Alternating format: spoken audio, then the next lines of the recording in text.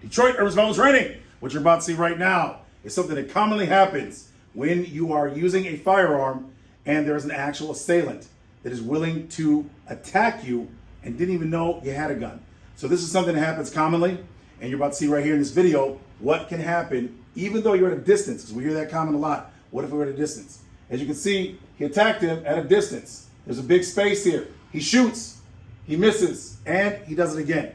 Right here you can see he actually shot, going towards him, he actually shot when he hit him in the back of the head. The smaller man, who's at least 100 pounds under his weight class, took the larger man's gun, and then when it was over, he still didn't shoot him with the gun, which is very good because in many jurisdictions, in many places in the world, it's very inappropriate legally to shoot someone who's unarmed.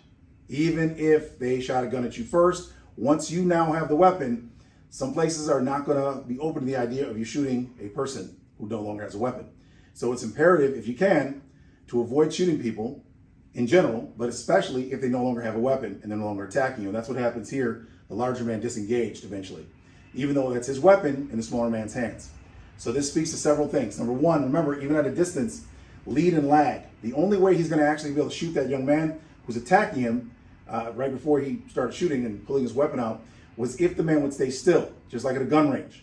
So at a gun range, you're shooting a static target that's not threatening. And that's what makes shooting at a gun range not appropriate for actual self-defense. If you're going to use some type of weapon and shoot for self-defense, it's imperative that you train for someone coming at you, someone who actually is going to move. And as a result, you're training your brain to understand lead and lag. That means that you're not going to shoot where their brain or where their person is. You're not going to shoot at the head that's here. You're going to shoot where the head is going. And that's an important part of shooting in a situation where you're actually being attacked. And that's what you see in this video and many others for both law enforcement officers and civilians who are actually actively being engaged. So imperative to remember this, that when you are defending yourself with a weapon, the weapon, even at a distance, is not very effective in close quarters, meaning within 20, 30 feet. There's been many situations where people have been dominated, even though they're the person with the gun and the unarmed person's attacking them. So something to think about. That's why we teach intelligent options, because we want you to have so many options that you never draw a blank.